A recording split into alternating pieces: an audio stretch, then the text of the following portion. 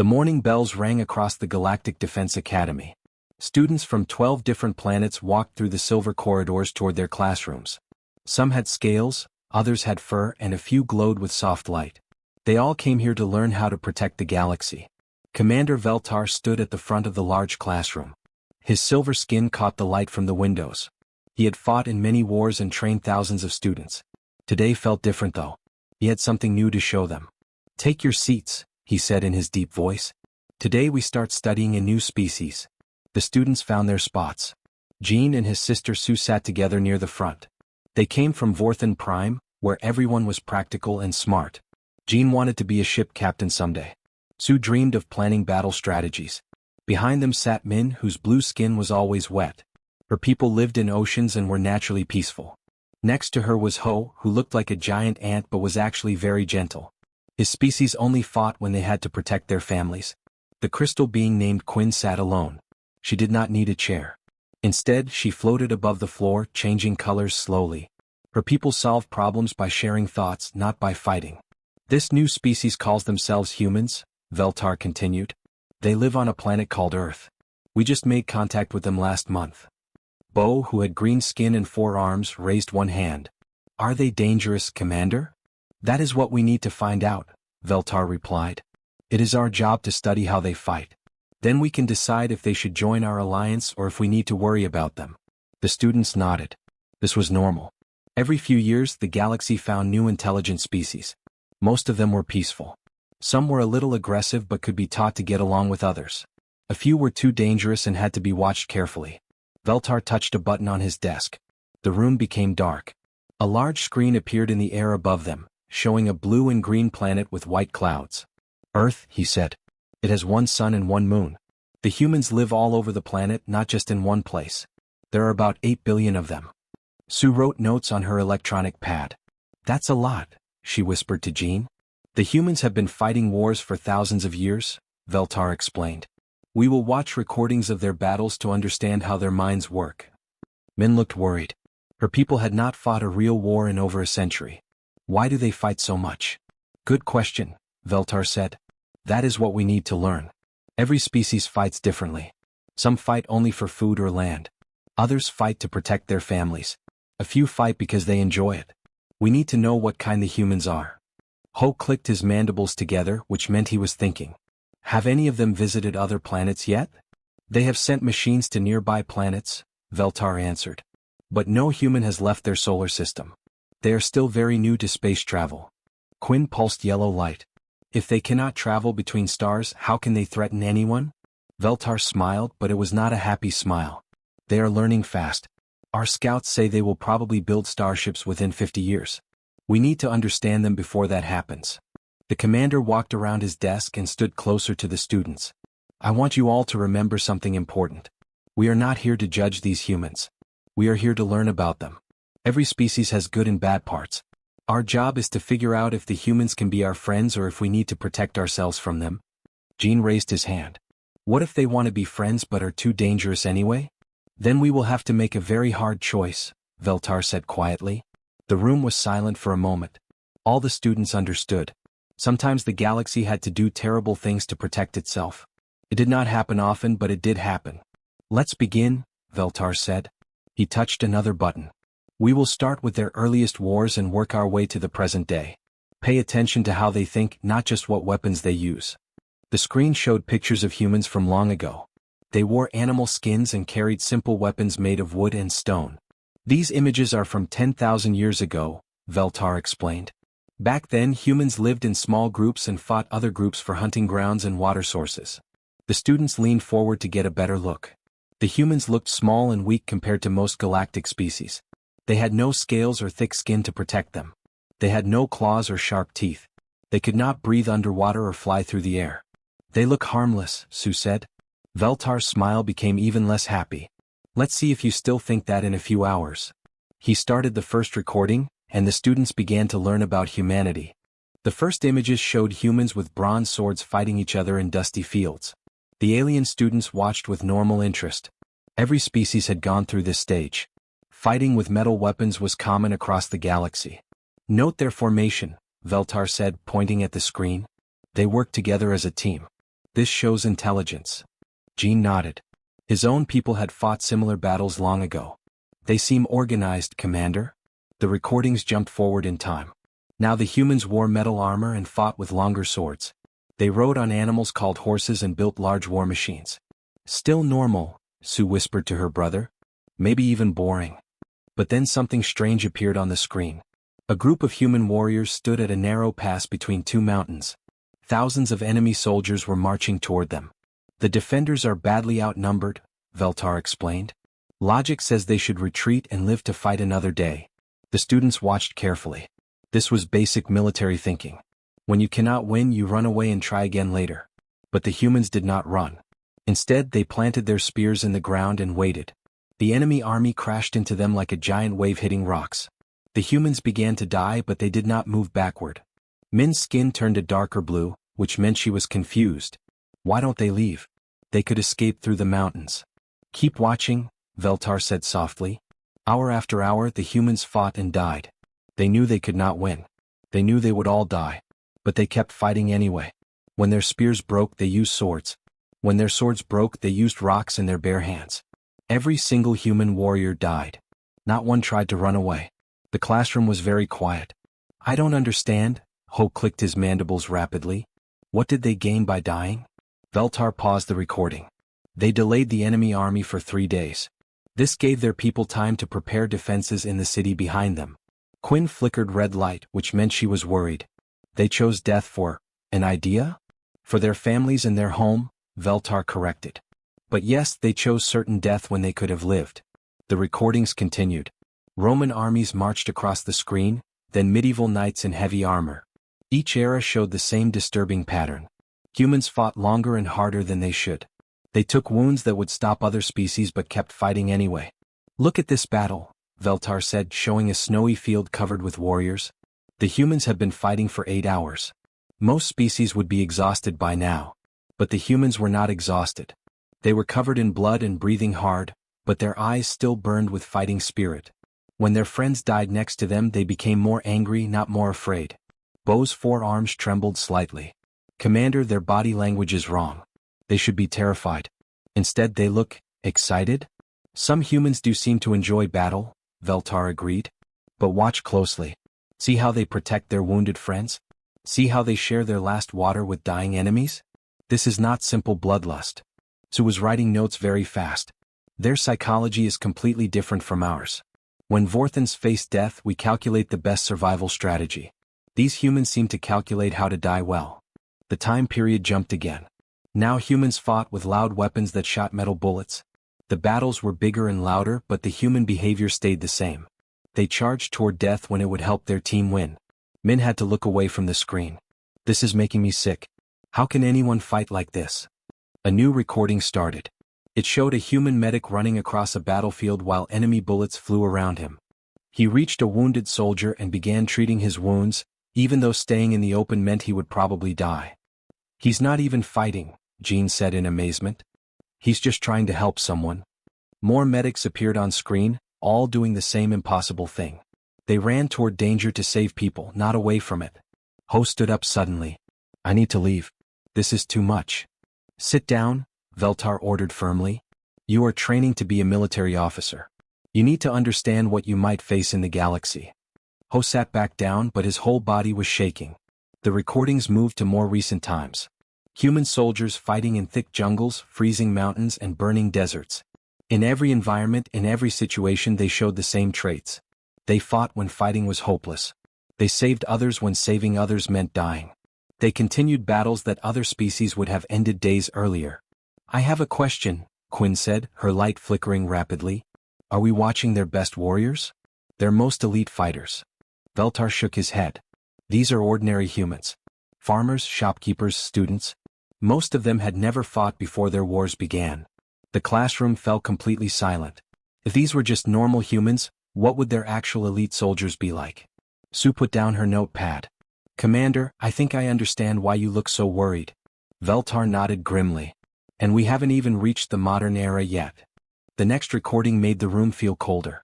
It showed a human city covered in snow and smoke. Buildings were broken and burning. The title read, Stalingrad Winter 1942. This battle lasted for 5 months, Veltar explained. 2 million soldiers fought in one city. Watch how the humans behave. The students leaned forward to see better. On the screen, human soldiers moved through the ruins of buildings. They looked thin and tired. Their clothes were torn and dirty. Many were wounded. They should surrender, Jean said quietly. The city is destroyed. There's nothing left to fight for. But the humans did not surrender. Instead, they fought for every single building. When the enemy took the first floor, humans fought from the second floor. When the second floor was captured, they fought from the basement. Sue watched a group of human soldiers sharing one piece of bread between 6 people. They're starving. How can they still fight when they're starving? On screen, a human soldier fell down from hunger. His friends picked him up and kept moving forward. They carried their wounded friends on their backs while still shooting at the enemy. Min's blue skin turned almost purple. Among her people, when food became scarce, all fighting stopped immediately. This is not natural behavior, she whispered. The recording switched to a different battle. This time, humans were fighting on a small island surrounded by ocean. The narrator's voice said the battle had been going for 36 days. Look at their faces, Veltar said. The students looked closely. The human soldiers looked like they had not slept in weeks. Their eyes were red and tired. Some were talking to themselves. But they were still fighting. Ho's antenna twitched nervously. Commander, they appear to be suffering from severe psychological stress.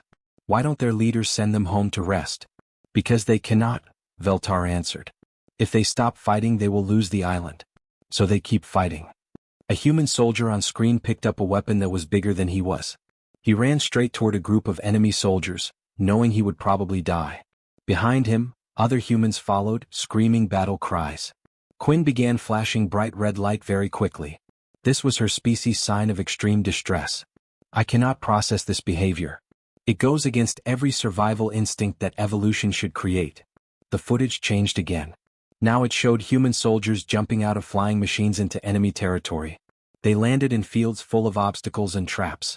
Many died before they even reached the ground. This is called D-Day, Veltar said. 150,000 humans attacked a beach defended by the enemy. They knew thousands would die. The students watched in horror as humans ran across a beach while bullets and explosions killed them by the hundreds. But for every human that fell, 2 more took their place. They climbed over the bodies of their dead friends to keep attacking. Min suddenly stood up. I cannot watch this anymore. Please, Commander, let me leave. Sit down, Cadet Min. Sir, my people have sensors that detect emotional pain. I can feel the suffering of every human in these recordings. It's like they're all screaming inside my head. Veltar looked at her for a long moment. You may leave. Report to the medical bay. Min hurried out of the room. Her wet footprints marked her path to the door. The recording continued. It showed humans fighting in thick jungles where they could not see their enemies. They fought in freezing cold where their weapons barely worked. They fought in burning deserts where the heat could kill them without any enemy action. Note the duration of these conflicts, Veltar said. Some human wars last for years. Some for decades. Bo's forearms were shaking now. Commander, no species can maintain fighting effectiveness for decades. It's physically impossible. Apparently, it is not impossible for humans. The screen showed a new type of human soldier. These wore black clothing and moved very quietly. The narrator called them Special Forces. Jean watched as these humans snuck deep into enemy territory on missions that had almost no chance of success. What are they trying to accomplish? They volunteer for missions that regular soldiers cannot do. Missions that are too dangerous. Sue looked confused. Volunteer? You mean they choose to do this? Yes. No one forces them. The Special Forces humans on screen moved through a building full of enemies. They worked as a perfect team, communicating with hand signals. When one was shot, the others continued the mission instead of stopping to help him. Ho suddenly stood up. Commander, I formally request transfer to the Academy's Science Division. Denied. You will complete this training. Sir, I cannot learn to work alongside a species that views death as an acceptable tactical outcome. My people's military doctrine prioritizes survival above mission completion. These humans do the opposite. 2 more students raised their hands. Both were from species that valued individual life above all else. The idea of choosing to die for a mission was incomprehensible to them. Veltar sighed. Anyone who wishes to leave may do so. But remember, you are training to defend the galaxy. Someday you might need to understand enemies who think like this. 3 more students left. Only Jean, Sue, Quinn, and Bo remained in the classroom. The classroom felt much larger now with so many empty seats. Only 4 students remained as Veltar started the next recording. The screen showed a modern human city with tall buildings and busy streets. Urban warfare, Veltar announced. This is how humans fight in cities today. Jean looked around at the empty seats. Half their class had left during the previous session. He wondered if he should have gone with them. The footage began. Human soldiers moved carefully through narrow streets between buildings. They wore heavy armor and carried advanced weapons. Everything looked normal until the fighting started. The battle was completely different from the ancient wars they had watched. Enemies hid in buildings and shot from windows. There were no clear battle lines. Civilians ran everywhere trying to escape. Watch how they adapt, Veltar said. The humans changed their tactics instantly. When enemies shot from the second floor of a building, humans climbed to the third floor of the building next to it. When roads became too dangerous, they moved through underground tunnels. Sue took careful notes. They're very flexible thinkers. But then the recording showed something that made Bo's forearms freeze. A human soldier was trapped in a building surrounded by enemies. He could not escape. Instead of surrendering, he called for help on his radio and kept fighting. Within minutes, other human soldiers came running. They did not try to find a safe way to rescue their friend. They ran straight into the dangerous building while enemies shot at them. This is tactically unsound, Bo said, his voice shaking. They're risking multiple lives to save one life. Keep watching, Veltar replied. The rescue team fought their way through the building floor by floor. 2 of them were wounded badly. A third was killed. But they did not stop. They found their trapped friend and carried him out while still fighting. Quinn's crystal body flickered rapidly between red and yellow. The mathematical equation is wrong. They sacrificed more than they saved. From a purely logical standpoint, yes, Veltar agreed. But humans do not make purely logical decisions in combat. The next recording showed human soldiers in a desert. The temperature readings on screen said it was hot enough to kill most species within hours. The humans had been fighting there for 3 months. Jean watched them move across sand dunes in the blazing heat. How are they still alive? They drink small amounts of water very slowly, Sue observed. And they cover their skin to prevent burning. But look at their eyes.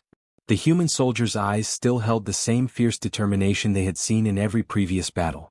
The heat that should have broken their will had not even slowed them down. Ho clicked his mandibles together in distress.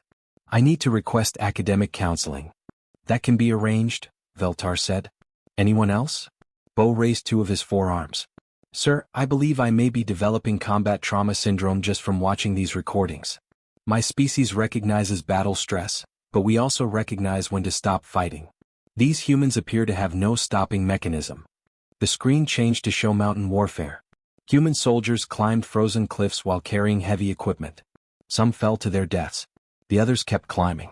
Note the environmental conditions, Veltar said. -40 degrees.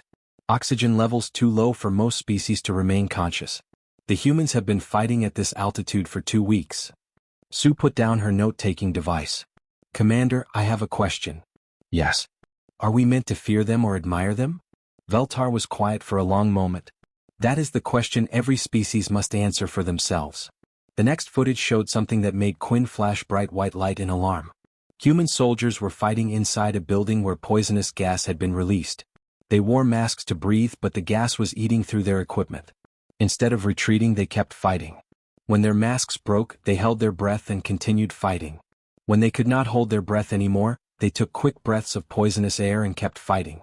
This is beyond rational behavior, Quinn said. They are choosing to poison themselves rather than lose a battle. Bo stood up suddenly. Commander, I formally request transfer to the Academy's engineering department. I cannot learn military tactics from a species that ignores basic survival instincts. Request approved, Veltar said quietly. Anyone else? Ho raised his hand. Sir, I would like to transfer to the diplomatic corps. If we ever meet these humans, I think we will need negotiators more than soldiers. Also approved. Now only Jean and Sue remained in the classroom. The twins looked at each other nervously. Why are you 2 still here? Veltar asked. Jean straightened in his seat. Because someone needs to understand them, sir. If they become our enemies, we need to know how to fight them. If they become our allies, we need to know how to fight beside them. Sue nodded. And because I think we're missing something important. No species evolves this way by accident. There must be a reason. Veltar smiled for the first time that day. Good. Because we have one more session left. And I think you'll find it very interesting. The empty classroom felt different now. Only Jean and Sue sat in the front row, waiting for the final session. The morning light came through the windows and made patterns on the floor where their missing classmates used to sit. Veltar stood at his desk and looked at the two remaining students. His silver skin seemed darker today, as if the weight of what he was teaching had changed him too. Are you ready for the last part? He asked. Jean and Sue nodded together. They had come this far. They needed to see how the story ended. This final recording shows humans after their war's end, Veltar explained. Pay close attention. I think you will be surprised. The screen lit up with a new image. It showed the same human soldiers they had been watching, but something was different. Instead of carrying weapons, they were carrying boxes of food and medical supplies. This is peacekeeping, Veltar said. Watch what happens. The humans were in a place that had been destroyed by war. Buildings were broken. Roads had holes in them. Children sat in the dirt looking hungry and scared. But the humans were not fighting now. Instead, they were helping. Jean watched as a human soldier knelt down next to a crying child. The soldier took food from his own pack and gave it to the child. The child stopped crying and began to eat. I don't understand, Sue said. These are the same humans who fight so intensely? The same ones, Veltar confirmed. More scenes appeared on the screen. Human soldiers were building houses for families who had lost their homes. They were teaching children how to read. They were working in hospitals, taking care of people who had been hurt in the fighting. Look at their faces, Veltar said. Jean looked closely. The humans had the same intense expression they wore in battle. But now they were using that intensity to heal instead of to hurt. The screen showed a human medic treating a wounded enemy soldier. The medic worked carefully to save the man who had been trying to kill him just days before. Why? Sue asked quietly. Because the war is over, Veltar replied. And humans understand what that means. The recordings continued. Human engineers were fixing roads and bridges. Human doctors were teaching local people how to prevent diseases. Human teachers were starting schools in places where there had been no schools before. But the most amazing part was their faces. They worked with the same fierce dedication they had shown in battle. When a human soldier built a house, he built it like his life depended on it. When a human medic helped a sick child, she focused completely on saving that child. The intensity never goes away, Jean realized. They just pointed in a different direction. Exactly, Veltar said. A new scene showed human peacekeepers stopping a fight between two groups of local people. Instead of using violence, the humans stood between the groups and talked to them calmly. They stayed there for hours until both sides agreed to stop fighting. Sue was writing notes again. They used the same determination to make peace that they used to make war. The screen showed more examples. Humans spending years helping rebuild countries they had fought in. Humans creating schools and hospitals in places where there had only been battlefields. Humans adopting children whose parents had died in the wars. I need to understand something, Jean said. Are these special humans? The peaceful ones? Veltar shook his head. These are the same soldiers from the previous recordings. The same humans who fought so fiercely. The same ones who never retreated? Sue asked. The same ones who chose death over surrender? Yes and yes, Veltar confirmed. Jean felt his mind changing as he watched. The humans were not just warriors or just peacekeepers. They were both. The same fire that made them terrible enemies made them incredible friends. I think I understand now, Sue said slowly. They don't fight because they love violence. They fight because they love something else more. What do they love? Veltar asked. Each other, Jean answered. Their families, their friends, their ideas about what is right. The final recording showed an old human soldier talking to young children. He was telling them stories about the wars he had fought in. But he was not making war sound exciting or fun. He was teaching them why peace was better than fighting. The same humans who are capable of such violence, the old soldier said on screen, are also responsible for making sure that violence ends. Veltar turned off the recording. The classroom was quiet for a long time. What is your assessment? He asked finally. Jean thought carefully before answering. They are the most dangerous species we have ever encountered. But they might also be the most valuable. Because they understand both sides, Sue added. They know how to fight, so they know why fighting should be avoided. Veltar walked to his communication panel. I will send a message to the Galactic Council now. He typed carefully, species, human. Planet, Earth. Threat level, extreme. Recommendation, immediate diplomatic contact. Analysis: they may be exactly what the galaxy needs. Jean and Sue watched him send the message across space. Somewhere far away, humans continued their daily lives, not knowing that the galaxy was about to change forever.